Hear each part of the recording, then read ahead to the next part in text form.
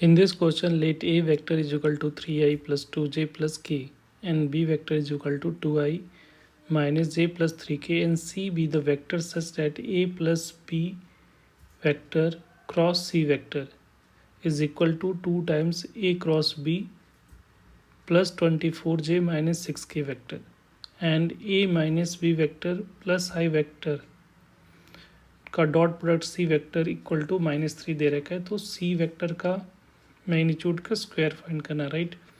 तो यहाँ पे अगर देखोगे तो अगर लेफ्ट हैंड साइड में हम लोग दे रहे तो A cross A plus B vector, तो ए प्लस बी वेक्टर क्या हो जाएगा, ए प्लस बी वेक्टर क्या होगा हमारा,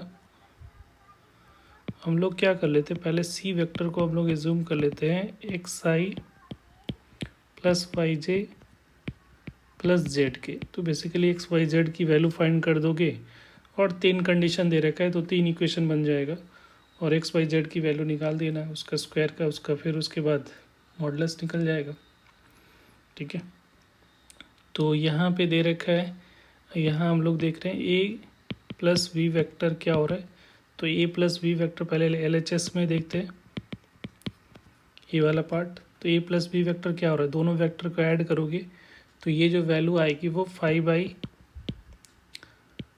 प्लस जे और ये प्लस 4k ये आ रहा है ए प्लस बी। अब इसके बाद हम लोग को निकालना है ए plus B vector cross C vector. तो दो वेक्टर का क्रॉस प्रोडक्ट, तो आई जे और इसको के ले लो, इस तरह से डिटर्मिन के फॉर्मेट में क्रॉस प्रोडक्ट निकाल लेते। तो 5 1 4 और यहाँ पे आ गया एक्स वाई जेड, इसका डिटर्मिनेंट निकालोगे तो A plus B vector cross C vector की वैल्यू जो आएगी वो आई वेक्टर और यहाँ पे क्या हो जाएगा जेड माइनस 4y माइनस जे वेक्टर 5z माइनस जे वेक्टर निकालोगे तो 5z माइनस 4x और ये के वेक्टर क्या हो जाएगा 5x 5 बाई माइनस एक्स। तो ये आ रहा है ए क्रॉस। अब राइट साइड में जाओगे, राइट साइड में आरएचएस में, तो यहाँ पे आरएचएस देखो, आरएचएस में क्या है, आरएचएस में हम लोग को निकालना है ए क्रॉस बी निकाल लो पहले। तो यहाँ पे सेम प्रोसीजर आई जे के और यहाँ पे ए वेक्टर का हो जाएगा 3 2 1 और ये 2 -1 3। इसका वैल्यू निकालोगे तो इसकी वैल्यू जो आ रही है ए क्रॉस बी वेक्टर का वो आई इंटू 6 + 1 हो जाएगा,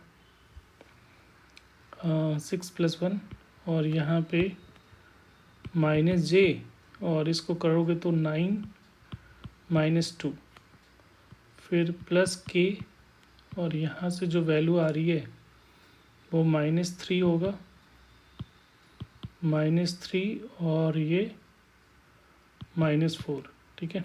तो यहाँ से जो वैल्यू आ रही है ए क्रॉस बी वेक्टर का वो आ रहा है 7i 7j -7j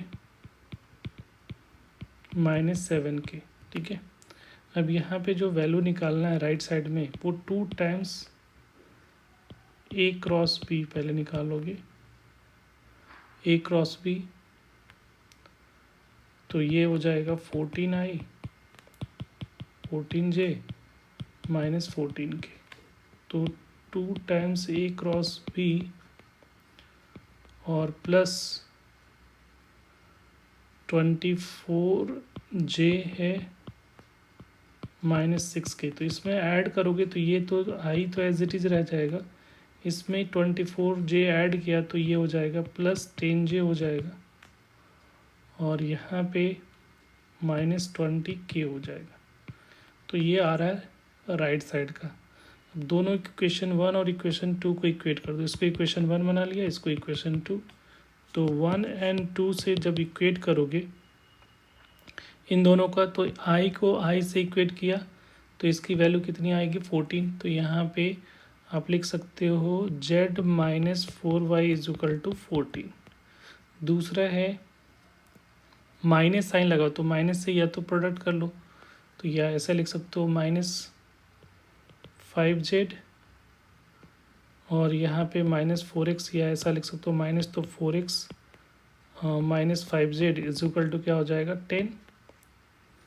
और लास्ट वाला जो है हमारा वो क्या है, z वाला के लिए 5 minus X is equal to minus 20।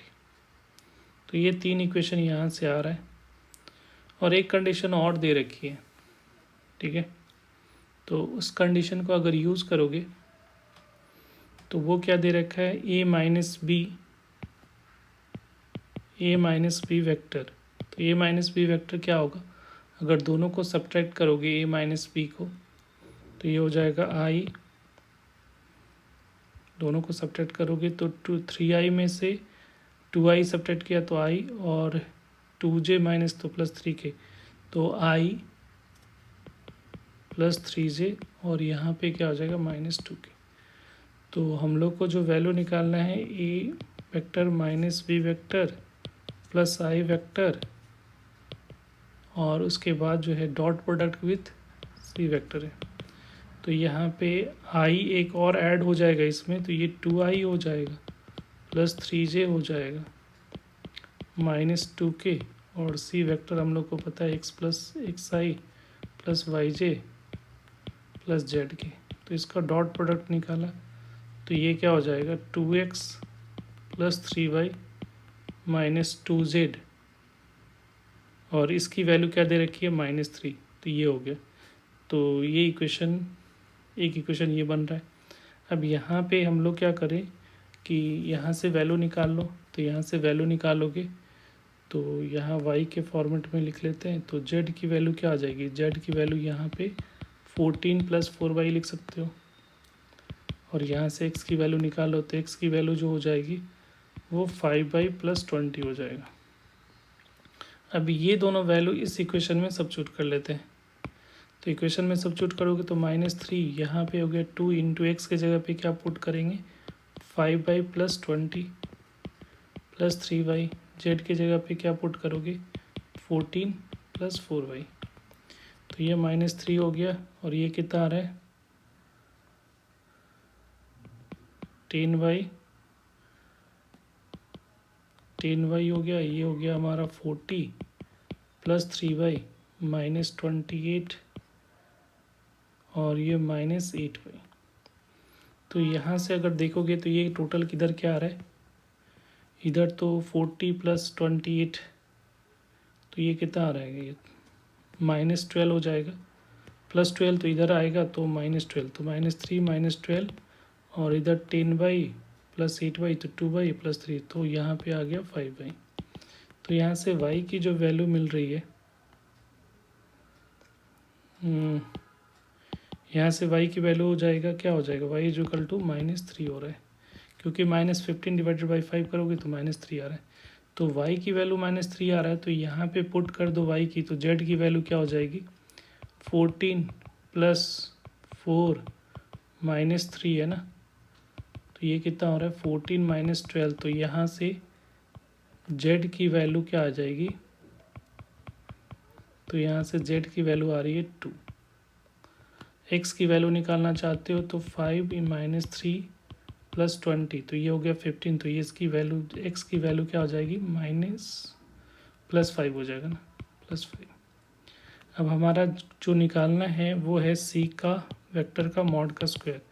तो c वेक्टर का मॉड का स्क्वायर का मतलब X square plus Y square plus Z square का होल स्क्वायर कर लो, तो X square plus Y square plus Z square हो जाएगा।